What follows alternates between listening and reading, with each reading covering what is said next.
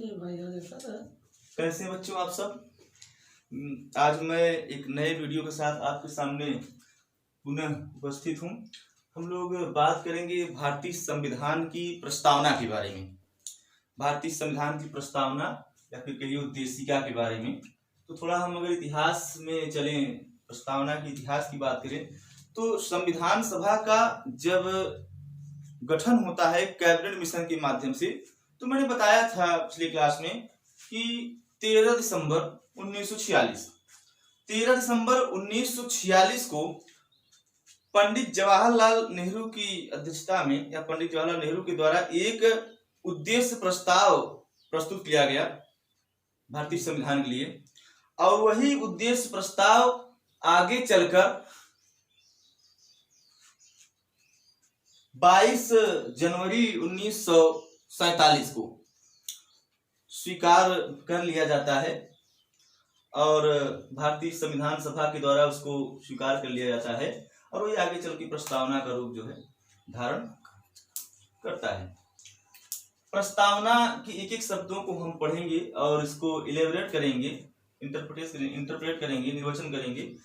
तो सबसे पहली बात हम लोग एक बार पढ़ते हैं कि हम भारत के लोग भारत को संपूर्ण प्रभुत्व संपन्न समाजवादी पंथ निरपेक्ष लोकतंत्रात्मक गणराज्य बनाने के लिए तथा उनके समस्त नागरिकों को सामाजिक आर्थिक राजनीतिक न्याय विचार अभिव्यक्ति विश्वास धर्म उपासना की स्वतंत्रता प्रतिष्ठा तथा अवसर की समता प्राप्त करने के लिए तथा उन सब में व्यक्ति की गरिमा तथा राष्ट्र की एकता व अखंडता सुनिश्चित करने वाली बंधुता बढ़ाने के लिए दृढ़ संकल्प होकर आज अपनी संविधान सभा में 26 नवंबर 1949 को इस संविधान को अधिनियमित अंगीकृत आत्मार्पित करते हैं। सबसे बड़ी बात कि थोड़ा सा हम यहाँ पे आए कि हम भारत के लोग, ये शब्द जो है यहाँ पे दिया गया है, इसका मतलब क्या है बच्चों कि हम भारत के लोग से तात्पर्य है कि भारत में भारत सरकार का वास्तविक यानी सरकार चलाने की जिम्मेदारी किसके ऊपर होगी? भारत के लोगों के पास।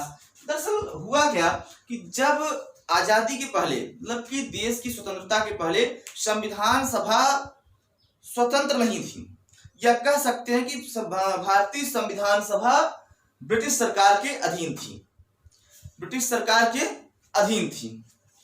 और बाद में जब देश आजाद होता है तो भारतीय संविधान सभा स्वतंत्र। कह सकते हैं कि भारत की संप्रभुता हम भारत के लोगों में निहित है, भारत की संप्रभुता भारत के लोगों में निहित है, क्योंकि हम इस देश के भाग्य विधाता हैं और इस 26 नवंबर 1949 के बाद भारत के लोगों में संप्रभुता निवास करेगी।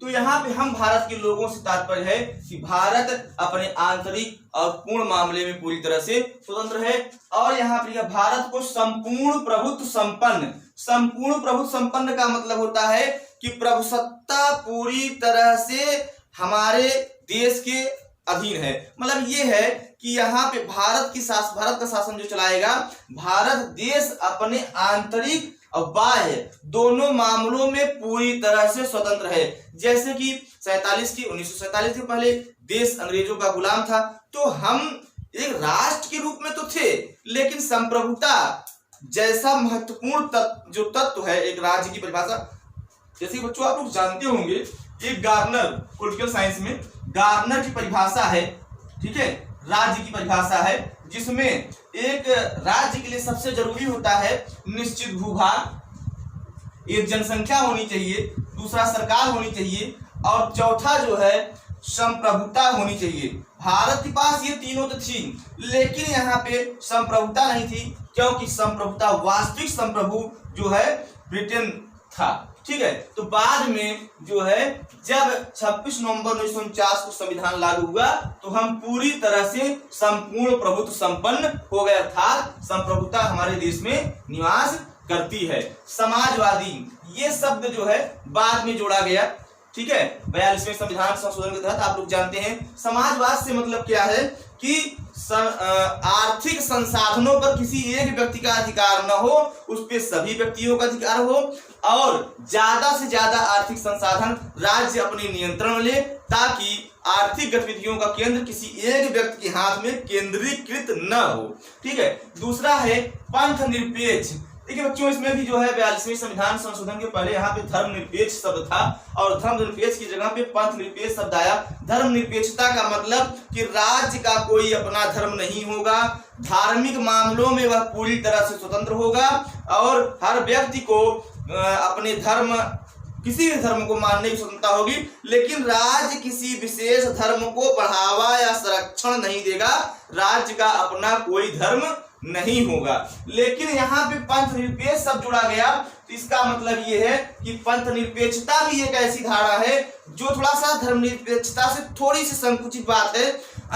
बाद में यहाँ पे कहा गया कि जो पंथ निरपेक्षता है वह कई धर्मों में कई प्रकार के पंथ होते हैं, जैसे मुस्लिम में शिया सुन्नी या फिर श्वेतांबर दिगंबर महायान हीनयान, या मैं हिंदू धर्म की ही बात कर लूं, उसमें भी कर्नाटक में आप जाइए तो लिंगायत और पाशुपत या फिर शैव वैष्णव तमाम प्रकार की। तो मतलब मेरा कहने का मतलब है कि देश किसी धर्म को तो मान्यता देगा ही नहीं, बल्कि धर्म से भी आगे जाकर वह किसी पंथ विशेष को संरक्षण प्रदान नहीं करेगा। ठीक है। तो पंथ निरपेक्षता का मतलब ये होगा कि पूरी तरह से सेकुलर। आगे बच्चे, लोकतंत्रात्मक गणराज्य बनाने के लिए मतलब कि भारत में लोकतांत्रिक व्यवस्था होगी, अर्थात यहाँ पे लोगों का शासन लोगों के द्वारा चलाया जाएगा। बड़ी सिंपल सी बातें हैं कि यहाँ पे एक शब्द आया गणराज्य। गणराज्य से तात्पर्य कि यहाँ भारत का जो मुखिया होगा वह निर्वाचित जो है होगा, यानी कि वंशानुगत नहीं होगा।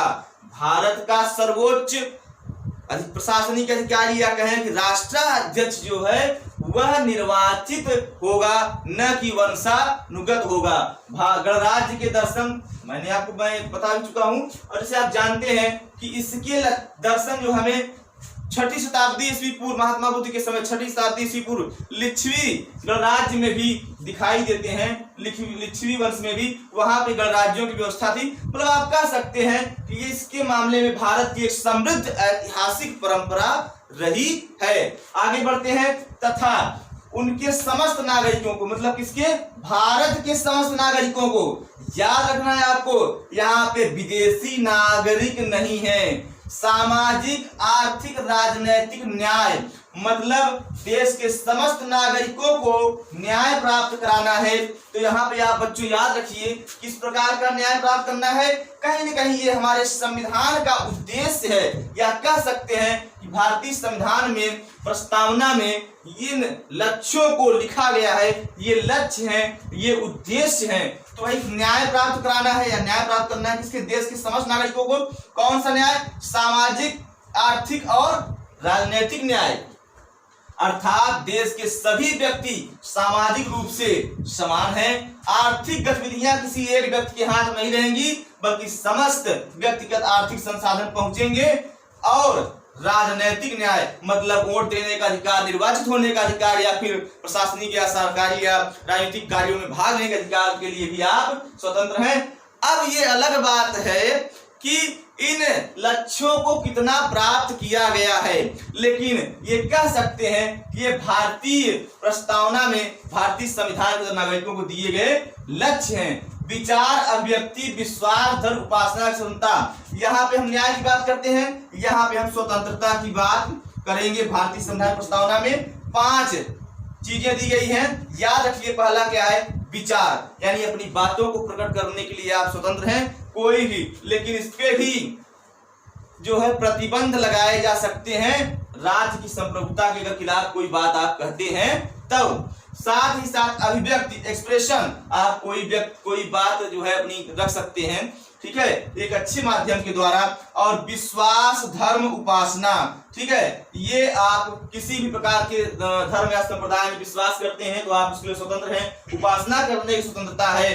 इससे संबंधित गतिविधियां आपको अनुच्छेद 25 से 28 में भी आपको मिल जाएंगी। इसके बारे में हम विस्तृत चर्चा फिर आगे करते रहेंगे। साथ ही साथ प्रतिष्ठा तथा अवसर की समता प्राप्त करना। कैसी समता प्राप्त करना भाई? हमें स्वतंत्रता हमें प्राप्त करनी है इन सब की, ठीक है, और हमें समता प्राप्त करनी है प्रतिष्ठा तथा अवसर की। मतलब हर व्यक्ति की एक प्रतिष्ठा है, हर व्यक्ति की अलग अलग गरिमा है, ठीक है। साथ ही साथ अवसर की समता प्राप्त करना है, हर व्यक्ति को समान अवसर मिले, चाहे वो नौकरियों का अवसर हो, चाहे उनको राजनीतिक पार्टी बनाने का अवसर हो, या किसी भी प्रकार की जो अवसर मिलना चाहिए वो समान रूप से मिलना चाहिए, भेदभाव नहीं होना चाहिए। उन सब में व्यक्ति की गरिमा तथा राष्ट्र की एकता, व्यक्ति की गरिमा का विशेष ध्यान दिया गया है। मतलब कि कोई व्यक्ति छोटा बड़ा नहीं है, किसी के साथ छुआछूत भेदभाव नहीं किया जाएगा। राष्ट्र की एकता व अखंडता सुनिश्चित करने वाली बंधुता। बंधुता का मतलब है कि हमें बंधुत्व पे ध्यान देना है। एक ऐसा बंधुत्व, मतलब वैसे भी देखिए भाई, हमारी तो संकल्पना रही है वसुधैव कुटुंबकम, समस्त विश्व ही हमारा परिवार है। तो इस प्रकार की संकल्पना को हमारे भारतीय संविधान की प्रस्तावना में संविधान निर्माताओं ने रखा कि राष्ट्र की एकता और अखंडता के साथ कोई भी समझौता नहीं किया जाएगा। साथ ही साथ दृढ़ संकल्प होकर अपनी संविधान सभा में 26 नवंबर 1949 को संविधान को अधिनियमित, मतलब कि एक्ट बन गया, एक अधिनियम होगा। अंगीकृत मतलब इसे हम अपने एक शरीर के अंग की तरह मानेंगे, अपने शरीर के अंग की तरह मानेंगे। और आत्मार्पित मतलब ये हमारे संविधान हमारी आत्मा है, इसको हम अपनी आत्मा के रूप की तरह जो है इसका पालन करेंगे। तो ये हो गया भारतीय संविधान की उद्देशिका प्रस्तावना। मैंने आपको बताया इसका इतिहास। साथ ही साथ बच्चों याद रखिए, इन लक्ष्यों को प्राप्त करना है हमको किस प्रकार के न्याय को? सामाजिक, आर्थिक, राजनीतिक। याद रखना है आपको, हमेशा सीक्वेंस पूछ लेता है कि आर्थिक सामाजिक राजनीतिक न्याय, राजनीतिक सामाजिक आर्थिक न्याय नहीं। ये ऑप्शन में ऐसे सवाल बनते हैं, इनका क्रम पूछ लेता है। तो आपको याद रखना है कि सामाजिक, आर्थिक और राजनीतिक न्याय। और पूछता है कि भारतीय संविधान की प्रस्तावना में कितनी प्रकार की स्वतंत्रता है? तो विचार, अभिव्यक्ति, विश्वास, धर्म, उपासना, यानी 5 प्रकार की स्वतंत्रता, और प्रतिष्ठा तथा अवसर की समता यानी 2। ये सवाल अब बनने लगे हैं, ऐसे सवाल आते हैं। इन चीजों को आपको ध्यान में रखना है। बड़ी एक महत्वपूर्ण बात हम आपको बताना चाहेंगे बच्चों कि भारतीय संविधान जब बन के तैयार हुआ तो प्रस्तावना भारतीय संविधान का अंग है कि नहीं, भारतीय संविधान का अंग है कि नहीं, इसके संबंध में जो है 1960 इन री बेरुबारी के वाद में, इन री बेरुबारी के केस में 1960 में यह कहा गया कि प्रस्तावना भारतीय संविधान का अंग नहीं है। मतलब यह कहा गया कि प्रस्तावना भारतीय संविधान का अंग नहीं है। मतलब कहा गया कि प्रस्तावना भारतीय संविधान का अंग नहीं है, मतलब इसे भारतीय संविधान का पार्ट स्वीकार ही नहीं किया गया। लेकिन बाद में 1973, हाँ भाई आप लोग सुनियो, केशवानंद भारती के मामले में कहा गया कि प्रस्तावना भारतीय संविधान का भाग है। भले अनुच्छेद 1 से शुरू होकर 395 जहां तक जाता है, ठीक है, लेकिन आप समझिए इस बात को कि प्रस्तावना भी उस भारतीय संविधान के अंतर्गत आएगा और इसमें संशोधन किया जा सकता है। लेकिन फिर बाद में एक और बात इस केस में जोड़ा गया, इस बात में जोड़ा गया कि भाई ठीक है प्रस्तावना भारतीय संविधान का अंग है, आप उसमें संशोधन कर सकते हैं, लेकिन भारतीय संविधान की प्रस्तावना में वहां संशोधन करते हैं जो मूल ढांचे या आधारभूत ढांचे का उल्लंघन न करता हो। यहाँ पे याद रखिएगा आप लोग कि 1973 में प्रस्तावना को भारतीय संविधान का अंग माना गया। पेरुबारी के वाद में प्रस्तावना को भारतीय संविधान का अंग नहीं माना गया। साथ ही साथ मैंने आपको बताया बच्चों, बाद में यहाँ पे प्रस्तावना, भारतीय संविधान के लिए प्रस्तावना का महत्व क्या है। बड़ी सिंपल सी बात है। इसी प्रस्तावना उद्देशिका के बारे में गोलकनाथ, क्या भाई,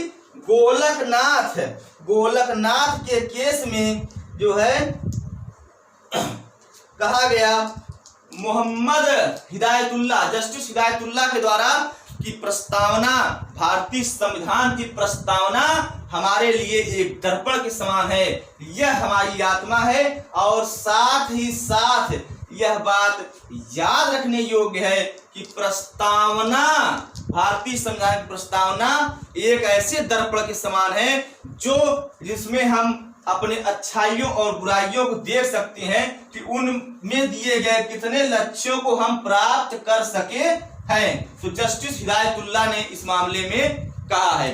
दोस्तों, भारतीय संविधान की प्रस्तावना से संबंधित तमाम चीजों को मद्दे रखते हुए आगे हम फिर बढ़ेंगे। और याद रखिएगा कि 42वें संविधान संशोधन, हाँ एक चीज याद रखिएगा, 42वें संविधान संशोधन के तहत अभी भारतीय संविधान की प्रस्तावना में एक बार संशोधन हुआ है और 3 शब्द जोड़े गए हैं, समाजवाद, पंथ निरपेक्ष और अखंडता शब्द। ये बात आप याद रखिएगा। ये कई बार ये सवाल पूछा जा चुका है किसी प्रकार की एग्जाम में और हमेशा पूछा जाता है, तो इन सब चीजों को आप याद रखिएगा। बाकी एक फिर से आपसे मुलाकात होगी किसी दूसरे टॉपिक के साथ। धन्यवाद।